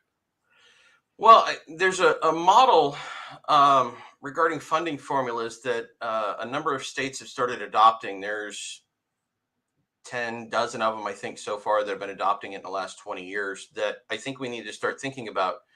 You know, we adopted our formula current formula in the late 90s, and we've tweaked it significantly since then with the different multipliers and stuff. And, you know, that formula was based on, all right, how many students do you have? We're going to give you a set amount per student, you know, and then we tweak that by size of the school. As I mentioned, we tweak it by what part of the state you live in, you know, various things. Special education students require more resources, so we boost that. And you know, one thing that some other states are doing is they're saying, oh, well, instead of doing it that way, let's do it on, all right, here's how much we're going to give your district, but then we as a state are saying, okay, that district breakdown is going to be taken care of a little bit in the funding formula. And it's going to say, all right, we're going to give you X amount of dollars, but this portion of that is going to go towards teacher salaries and benefits. This portion of that's going to go towards building maintenance. This portion of that's going to go towards student transportation. This portion of that is going to go towards utilities and building maintenance. Right. So no blank check. No blank check. They're just like, here's some money. It's not a blank check. And we already do that with one piece. The student transportation funding is broken out separately from the regular BSA.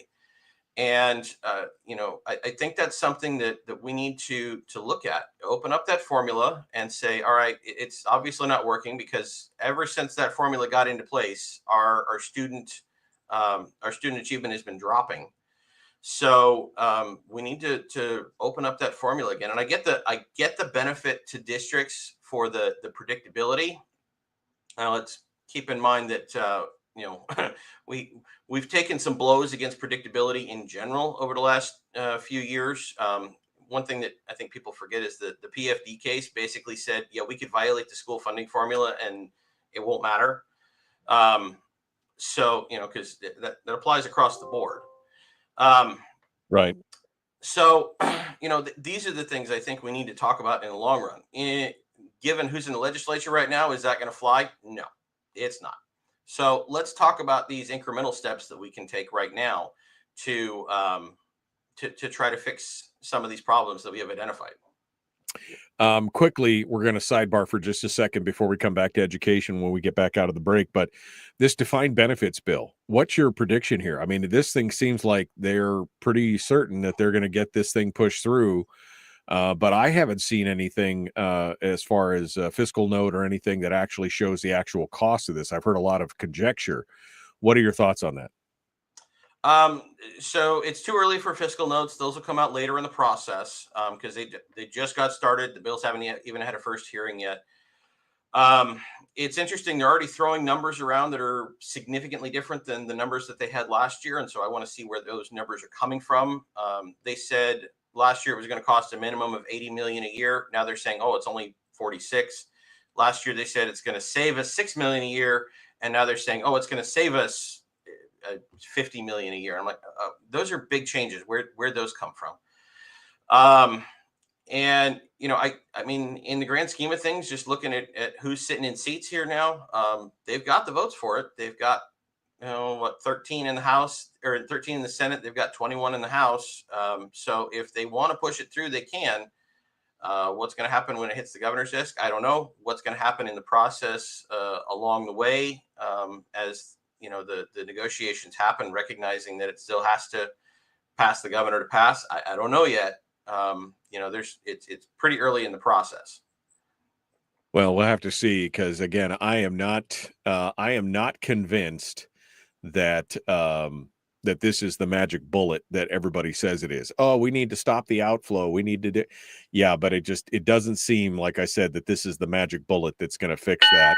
And again, it shows them one more time how they're just focusing on what's happening in the private economy or in the public economy and not what's in the private economy, because that only fixes it for those employees at the expense of every other taxpayer in the state at this point. All right, Robb Myers is our guest. We're going to continue here, The Michael Duke Show, common sense, liberty-based, free-thinking radio. Like, share, subscribe, ring the bell, do all the things and the YouTube and Facebook things that we need to do. Here we go. Let's do it.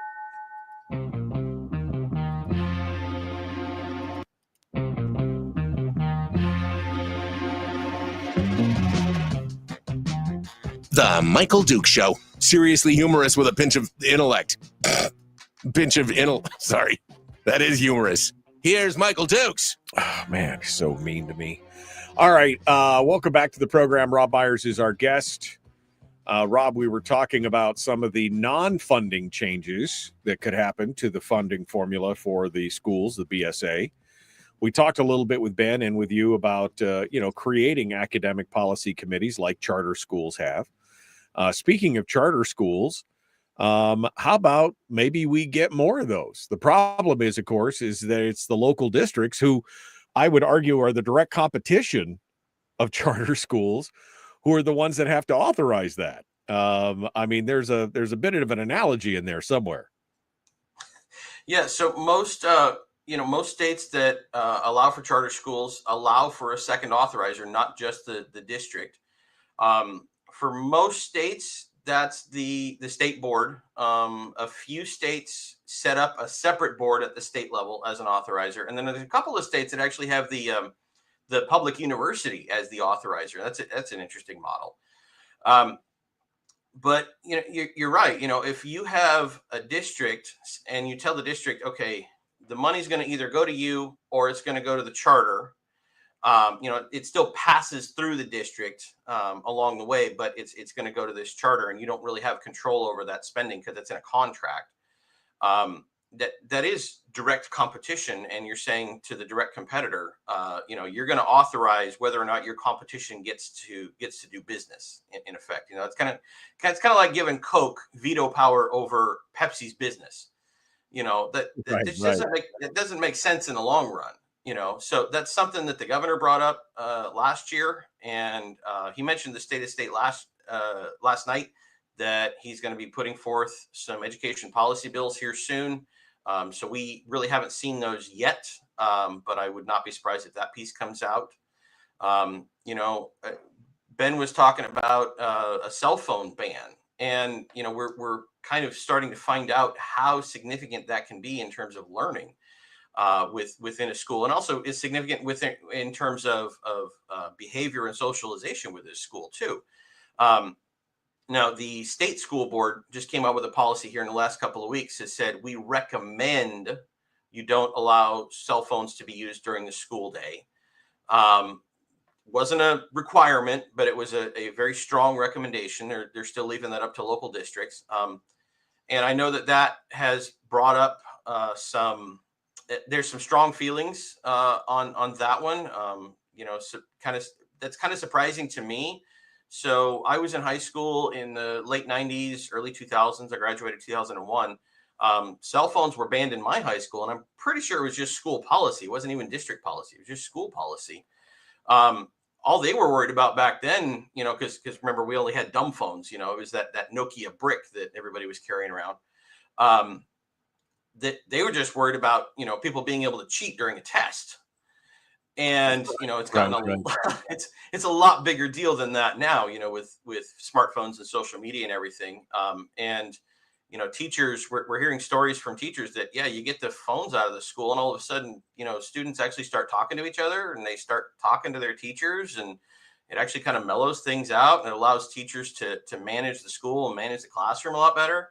It's kind of crazy. You get rid of the phone, and people start having face-to-face conversations. Funny how that works.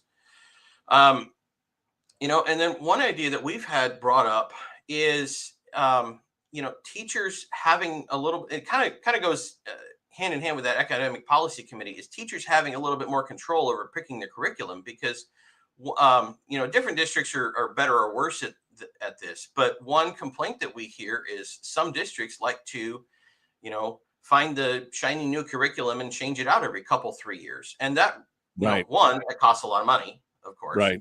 And two, it really throws off teachers, because they get a curriculum and they have to tailor their teaching to that curriculum. And, once you've done it for a year or two, you start to get a little better at it, and you find the pitfalls, and you work your way around them. And then if just as you're getting to a point where you're feeling comfortable with it, that's when they change it again, And so, again, this is one of those policies of, hey, let's try to find, it's not necessarily about what you're spending. It's about what you're spending it on. And if teachers are saying, hey, we put this math curriculum into place about 3 years ago, we really like it, the kids are learning, their test scores are showing it, then let's stick with it. Let's give them some more say in that. So that's something I think we need to think about. And, that's one of those policies that, we can try to do some of that at the state level here, but that one's probably handled a little bit better at the local level. April Smith says the state actually is the one that requires their curriculum to be reviewed and updated every 6 years. But reviewed and updated is different than swapping the whole thing out, which is, I heard from several teachers over the last couple of years that has been one of their major points of frustration, is that they get good at a certain curriculum, and then somebody finds a shiny new toy, and they're like, oh, hey, this will be even better. And so they swap it out at the tune of, it's millions of dollars to swap a curriculum. It's not cheap to go in and swap a full curriculum with books and everything else. So, to me, that makes sense. If something's working, why would you change it if it's working? And I don't think that 2 or 3 years is a long enough period of time to be able to figure out if it's working at that point. Right. Periodic review makes sense. Is this working? But it does not make sense if the answer to that question is, yes, it's working. No, okay, great. We found out it's working. Let's keep doing that. Let's not swap it out just for the sake of swapping it out. It's, we've got a small issue with that at the a slightly different version of that at the university level, where every couple of years they come out with a new edition of the book, and you gotta, oh dang it, I was gonna buy the old book off of my buddy who took the class last year for $20, and now I got to go buy the brand new one for $100. But yeah, if something is working, why are we going to swap it out? Let's stick with what works, and let's take some more input from our teachers on what is working, and stick with that. The biggest question, though, for this whole situation, the biggest question is, how do we pay for it? You're talking about $500 million this year, increasing every year beyond that, right? Because I mean, the way the next 3 years. Yeah, the way I read it is that $1,800 increase, the first $1,000 is this year, and then then $400 a year for the next 2 years. Is that $1,000? Is that the 400 million, 400 and change, or is it the whole thing is 400 and change? The whole thing together is around 600. Okay, and then there's also a second inflation factor that's packed in that bill currently. Where they peg it to the piece, to the CPI, right? Right, for the next 3 years, and so that's gonna go even higher. Right. And yeah, you're right. How do we pay for that? As of right now, as of right now, the entire PFD is about 850 to 900 million, if I remember right. And so it's like, oh, okay, well, that's gone. And so the question there, of course, is, okay, well, what happens after that? Because we know that we're going to be back for another funding increase, not too long after this 3-year step up is gone. And there's comments I hear occasionally. I've heard these, since I first ran, and there was a comment on the House floor just I think 2 days ago about it. Is somebody says, well, can a PFD buy you a teacher? Okay, maybe not. But let's think about what that PFD does that still does impact education. We as a state, and a lot of this is federally funded, but we pay for school breakfast and school lunch for kids that can't afford it because, it's kind of hard to learn on an empty belly. Well, you know what else can help you buy a little food? A PFD. Right. If you're involved in band or an after school sport, or, some of these things that, some kids say is what helps keep them in school. You know what else you're going to need? You're going to need your parents to drive you around either before school or after school, because there's extra time involved there. Gear, equipment, instruments. I mean, you need all that stuff. All that stuff could be paid for with a PFD. Exactly. And so there are, just the fact that PFDs help lead to a more stable home life because it's a stable income that leads to better academic outcomes. So, these are the things that we need to be talking about here. The whole picture, not just how much are we spending? What are we spending it on? How are we paying for that spending? All of that needs to get included in that conversation. Yeah. And otherwise we're shortchanging our systems and we're shortchanging our kids. One of your colleagues, a couple of them, Wilikowski and Josephson, were quoted in the paper here last week, I think, and it was Josephson that basically said, well, it just means we'll have to take it out of the PFD. I mean, it's gone. It's gone, folks. The PFD will be gone in the next 24 months at this rate of spending, if all that stuff gets through, not to mention the defined benefits and the gas and everything else. All right, Robb Myers, we are out of time for today. Thank you so much for coming on board. I appreciate you being part of it. We look forward to talking to you again here soon, okay? Yep, you bet. We'll talk to you later, Michael. All right, hold the line for a second. Folks, we're out of time. We will be back tomorrow, Thursday edition of the Michael Duke Show. Please be kind. Love one another. Live well. We will see you then. Have a great day.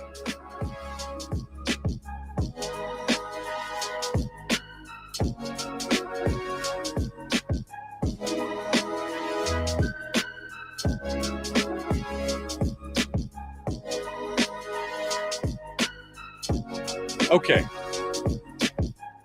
Robb Myers is our guest. Final bite at the apple, Robb. Final bite at the apple. Whatever you got going on here. Fastest 2 hours in radio, right? It is the fastest 2 hours in radio. There's no doubt about it. Feel like every time I get to the end of it, I gotta take a breather here for a minute because we've been talking so fast. So again, so much of this boils down to it's not just funding. It's one thing to say, okay, we have a plan that's going to help increase our student performance. And, again, we ain't got nowhere to go but up on most of the metrics. It's another thing to just say we're going to increase the funding to keep doing what we've been doing. And when you always do what you've always done, you're always going to get what you always got, right? If we just increase the funding, we just take care of inflation, we're going to have to do some of that. But if that's all we do, we know that nothing is going to get better. And we have to make things get better. We can't sit at the bottom of the national rankings and call that, hey, we gave our kids a quality education. Right. We gave it our best shot. I mean, we spend more than almost anybody else in the country, but we're still at the bottom, and that's adequate education. And if we only had more money to spend on the same things that we're doing right now that's getting us nowhere, we'll have more money. I mean, or we'll have better outcomes. I mean, it just, you can't make this up. There's got to be some accountability there. Right. Yeah, absolutely. The last number I saw said that we are all in federal, state, and local spending together. We are funding at the number 6 in the nation on per pupil spending, at a little over $22,000 a piece, I think. And so, every state's a little different. Like I said, most states fund more at the local level and a little less at the state level. And that leads to some different changes because of where policy comes from than at the local level as well. But we can't be, okay, we are at, 6th in the nation on funding and 48th in the nation on results. That's not good. And we just know from the numbers that we've seen over the last 20 something years that our funding has gone up at the same time that our achievement has gone down, and we're going to have to deal with that. Something's got to be done, and I don't think that funding necessarily is the answer at this point. I think it has to be a fundamental shift in the way we're doing business. Not funding alone. Yeah, and I think that's part of the problem. All right, well, Robb Myers, thank you so much, my friend. As always, it's great to talk with you. Appreciate you coming on board, and we will see you sometime here in the near future. Yep, you bet. You know where to find me. Thank you so much, my friend. I appreciate it. All right, folks, that's it for today. Don't forget the testimony for the testimony is going on right now at the state level in the House and the Senate committee. 8 a.m. this morning and 5 p.m. today in House Education, 3:30 p.m. on Friday in Senate Education. And there is the contacts. I just put everything up in the chat room. You can go check it out there. All right, my friends. We will see you guys tomorrow. Be kind, love one another, live well. We'll see you then.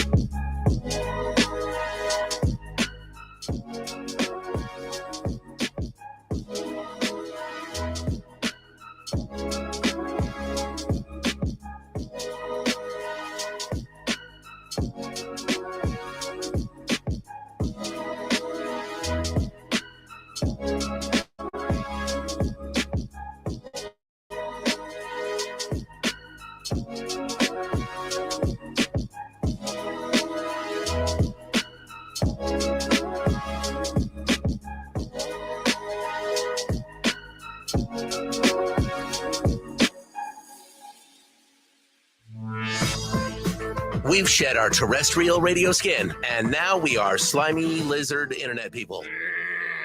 It's the Michael Duke Show.